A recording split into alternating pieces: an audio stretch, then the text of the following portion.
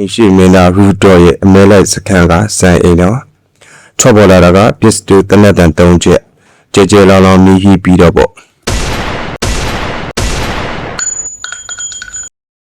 အိမ်ရှိမင်းသားရဲ့တိတ်တခုမြစ်တာ1889ခုနှစ်ဇန်နဝါရီလမြည်ရီဆိုင်ပြီးမှိုင်းဝင်နေတဲ့ချမ်းရေးလာတဲ့တနက်နဲ့နေမင်းကြီးထွက်ပေါ်လူအာယုံတက်လင်းအားကြီးအခြေတကူအင်အားကြီးမားလာတဲ့ Austro-Hungarian Empire နိုင်ငံကြီးရဲ့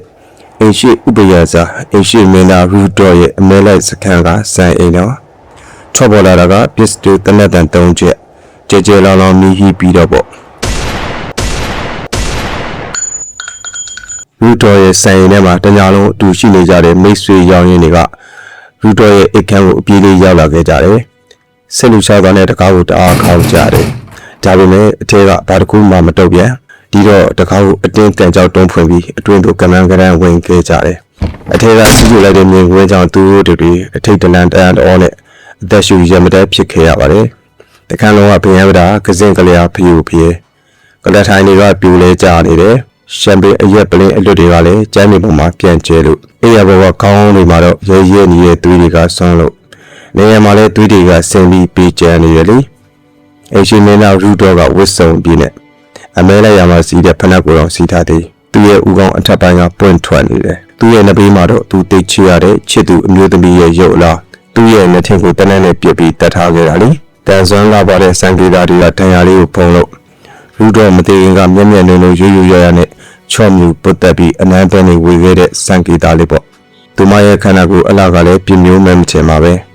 ခေါ်မှဂရီနတ်သမီးလေးတစ်ပါးလိုအလားသွေးတွေကျွေလို့အသက်80လုံးကလိုပဲတေးဆုံးနေတဲ့အချိန်မှလည်းလာပါပြီးချစ်စရာကောင်းနေတော့မှာပဲ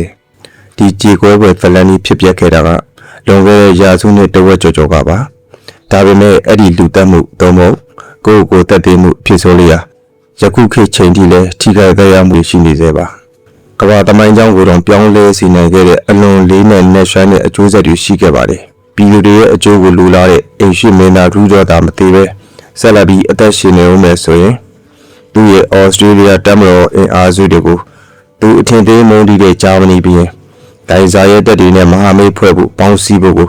1914ခုနှစ်ကညှင်းဆန်ခဲ့မှာပါလောဝကျင်းတွေဖြစ်နိုင်တဲ့အချက်ကသူချစ်ခင်လူလာတဲ့အင်္ဂလန်နိုင်ငံကိုစစ်ပြူတိုက်ခိုက်ဖို့လဲသူညှင်းဆန်ခဲ့မှာပါပဲဒီလိုဆိုရင်သူသာမတည်ခဲ့ရင်ပထမကမ္ဘာစစ်ကြီးဆိုတာလဲပေါ်လာမှာမဟုတ်သလိုအဲ့ဒီရဲ့အကျိုးဆက်ဖြစ်တဲ့ဒုတိယကမ္ဘာစစ်ဆိုတာလဲပေါ်လာမှာမဟုတ်ပါဘူးရူရဟာသူ့ချစ်သူကိုပြစ်တက်ပြီးနောက်မှာသူ့ကိုယ်သူတတ်သေးတာလားအခြားတယောက်ကပဲသူတို့နှစ်ဦးကိုတတ်သွားတာလားဆိုတာတော့ဘယ်သူမှမသိနိုင်ကြသေးပါဘူးအဲ့ဒီပြစ်ခတ်မှုတပ်ဖြတ်မှုဖြစ်တဲ့အချိန်တုန်းက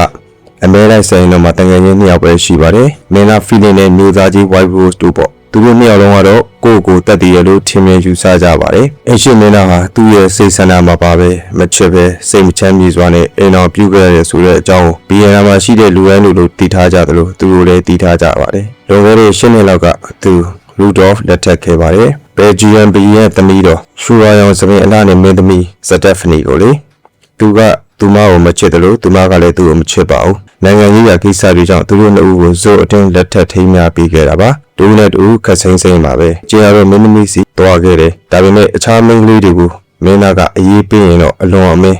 မနာလိုဝင်တို့ဖြစ်တတ်လေရဲ့လူတို့ဟာနေရာအနှံ့ခီးဆန့်ဘူးလေဒီတန်တရာဘုဟုတုတကျွယ်ဝတယ်ဘာသာစကား10မျိုးကိုပြောဆိုနိုင်တယ်စာအုပ်စာတမ်းတွေရေးသားပြုစုခဲ့တယ်အလွန်ကိုကြွကြားလူသိများတယ်ဗီယက်နာတမျိုးလောကမြစ်တာထားခံရသူနိုင်ငံတော်တဝန်းလုံးကအမြတ်တော်နဲ့အရေးထားပြီးလေးစားခံရသူရူတော်အိမ်ရှိမင်းသားမသိမီတနှစ်1880ခုနှစ်မှာပေါ့ငွေမျိုးမဲ့တွေကမာရီဗက်ဆာဆိုတဲ့အမျိုးသမီးနဲ့စုံသီးခဲ့ကြတယ်ဆွဲမစပွဲရွှင်ပြတ်ဖြက်လက်ပြီးညှို့ယူဖန်ဆားနိုင်တဲ့အမျိုးသမီးတစ်ယောက်ပါသူမရဲ့အသက်က19နဲ့အိမ်ရှိမင်းသားရဲ့အသက်က29နဲ့သူတို့နှစ်ဦးချီတူလက်ကိုမျှခဲ့ကြတယ်လေမခွဲနိုင်မခွာရနိုင်အောင်ဆွဲလဲမြင်လို့ခဲ့ကြတယ်ချစ်ပီတီဖြာပြီးမြစ်တာအရှင်ကြီးခဲ့ကြပါတယ်သူတို့ရဲ့အချစ်ဇလံကတော်တော်ကိုအထင်ကရဖြစ်လာတယ်လူကုန်နဲ့မင်းဆိုးရာကအတိုင်းဝိုင်းမှာတာအားတင်းစရာတွေဖြစ်ခဲ့ရတယ်အဲ့ဒီတင်းကသဘောထားတင်းမာပြီးစီကန်းကြီးလာတဲ့ခမဲတော်ဘင်းမြင့်မြတ်ဖရင်ဂျိုးဆက်စီကိုရောက်သွားခဲ့တယ် ပထမတော့ဘရင်ကြီးကမတိကြိုးကြံပြုခဲ့ပါသေးတယ်သူကလည်း6ပြစ်ကင်းတဲလဲစဉ်အစွမ်းထင်းမရှိသူမှမဟုတ်ပဲဘူးဒါပေမဲ့ဒီမီလီယံကန်တဲ့ကိစ္စကိုဆိုရှိဆက်ကြတဲ့အခါမှာတော့လူအများရဲ့ပါဇက်ဖျားမှာပြောစရာဖြစ်လာခဲ့ကြတယ်ဘီယန်နာမှာရောဘူဒါဘတ်မှာပါအတင်းဖြစ်နေပြောလာကြတယ်ဒါကြောင့်ဘီယန်မင်းမြတ်ကသားတော်မှာအိမ်ရှိဆန်ရူတော်ကိုရွှေလန်းတော်သို့ဆင့်ခေါ်ပြီးပြောတယ်ဒီအញ្ញံကာရောဖြစ်နေတဲ့တရားမဝင်တဲ့အခြေကိစ္စကိုရနန်းကရပ်ဖို့ပေါ့ဒါပေမဲ့ရူတော်ကခမဲတော်အန်တူတယ်ဘယ်တော့မှမာရီယိုမဆွန့်လွတ်ဘူးပေါ့အဲ့ဒီမှာပဲဘီယန်ကြီးဖရန့်ဂျိုးဆက်ဒေါ်သုံးထားပြီးစပွဲကိုလက်သီးနဲ့ထုတယ်ဟင်းဟောက်ချင်းချောက်တယ်ဒါပေမဲ့ဘာမှအကျိုးထူမလာပါဘူးရူတော်အတွက်မာရီဟာကုန်ကြက်တီတွေစီးတိမ်ချမ်းသာတွေရွှန်းလက်တော့ပါရဲ့ရွှေတရက်ပူတွေဘယ်ဖြစ်ဖို့ထက်ပိုပြီးအရေးကြီးနေပါတယ်အမှန်တကယ်ပြောရင်သူ့ဆန္ဒကထီးနှံစီစဉ်ကိုစုံမယ်လက်ရှိကျင်းရတော့မင်းသမီးကိုကွာရှင်းတယ်ပြီးတော့မာရီကိုတရားဝင်လက်ထပ်ပြီးယူခြင်းတယ်ဒါပေမဲ့ခမဲတော်ဘင်းမင်းမြတ်ကအကြီးအကျယ်ရသမဲရှဒေါ်သုံးထားပြီးပြစ်တင်ရှုတ်ချတယ်ဒါကြောင့်ရူတော်နဲ့မာရီတို့အတိတ်တကိုးလေးပဲတွေ့ဆုံချစ်ကြိုးတွေ့ကြရပါတယ်မကြပေါ့နောက်ပိုင်းမှာတော့သူ့ရဲ့အမဲလိုက်ဆိုင်တော်ထဲမှာပဲပေါ့ဘီယန်နာကနေမိုင်30လောက်ဝေးပြီးဆက်ဆူရတဲ့မျက်လုံးလေးပစည်းပဇက်ပရဝပြောတတ်တဲ့ဗဇက်ဒီနဲ့ကင်းဝေးရထေရှုပင်ကြီးချားကအမဲလိုက်ဆိုင်ပါလေအဲ့ဒီတေမဲရက်တဲ့ဘက်ဇန်နဝါရီလထဲမှာသူတို့နှစ်ယောက်တော့ရောက်ခဲ့ကြပါတယ်တေတကိုးနဲ့ချီလူပြီးပြုံးမှုရှင်ကြည့်ကြအောင်လေရုတ်တရက်တနက်တန်3ချက်မြည်ကြီးထွက်ပေါ်လာခဲ့တယ်အဲ့ဒီနေ့မနေ့6နာရီခွဲမှာရူတော်ရဲ့ကျွန်းရုံလက်ပါစီကရူတော်ကိုအိယာကနှိုးတယ်မဲလိုက်ထွက်ဖို့ပေါ့ဒါပေမဲ့ရာသီဥတုကအလွန်အမင်းအေးလုံးနေချမြူရီစားပြီးမိုင်းဝင်နေချသူ့ရဲ့လက်ပါစီကရှောက်ထားတယ်ဒါကြောင့်ရူတော်ကအဲ့ဒီနေ့မှာအမဲလိုက်ထွက်ဖို့လက်လျှော့လိုက်တယ်ရထားကိုပြင်ဖို့စီစဉ်ဖို့အမိန့်ချတယ်ရူတော်ကသူ့ဘီယန်နာကိုပြန်မယ်လို့မိန့်တော်မူတယ်ရူတော်ကိုအသက်ရှင်ရဲ့နောက်ဆုံးတွေ့တဲ့သူဟာသူ့ရဲ့အဲ့ဒီလက်ပါစီပဲဖြစ်ပါတယ်အဲ့ဒီမနက်ကမင်းသားဟာစိတ်ချမ်းသာပြီးပြုံးပြုံးရွှင်ချင်ပဲလို့သူကဆိုတယ်သူကတော့အင်ရှင်မင်းသားရူတော်နဲ့သူ့ချစ်သူမာရီတို့ဟာလောက်ကြံခံရတာပါလို့အသေးချပြောတယ်ဘာယူရဲ့ချက်ဘာအကြောင်းကြောင့်ရုပ်တရက်ကြီးရူတော်ကကိုတတ်တရပါလေအံဘွယ်တည်းရဲ့ထူးကလာတဲ့စီးရင်ချမ်းသာအလွန်အမင်းကြီးမားလာတဲ့ကြော်ကြားထင်ရှားမှုငယ်ရွယ်နှုတ်ပြမှုချစ်မြတ်တာ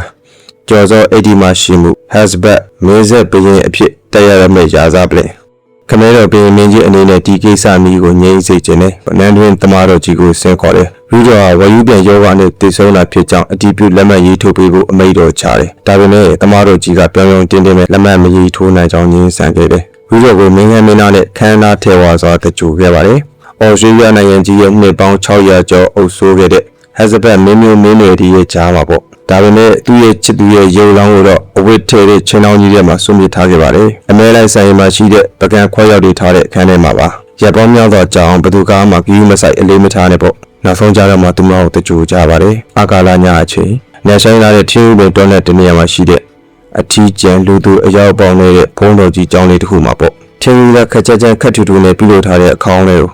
သူမရဲ့ရုပ်လောင်းကိုဘုံတော်ကြီးတွေကထည့်သွင်းလိုက်ကြတယ်သူမရဲ့ရုပ်အလောင်းကိုခေါင်းထဲကိုထည့်တဲ့အခါပြင်ချက်ပေါ်ကထင်းဥသားတစ်ခေါင်းနဲ့သူမရဲ့အဝတ်စားနေတော့ညှိနေသေးတယ်လေသူမရဲ့ချစ်သူရူတော်နဲ့ပျော်ပျော်ရွှင်ရွှင်ချင်းတီးပူလာတော့ကစောင်းရတဲ့သူမရဲ့အုတ်ထိုးလေးကိုပဲကောင်းအောင်အဖြစ်နဲ့သူမရဲ့ကောင်းအောင်မှခံလို့ကွယ်လွန်သူကိုရည်စူးပြီးတီးဆိုတဲ့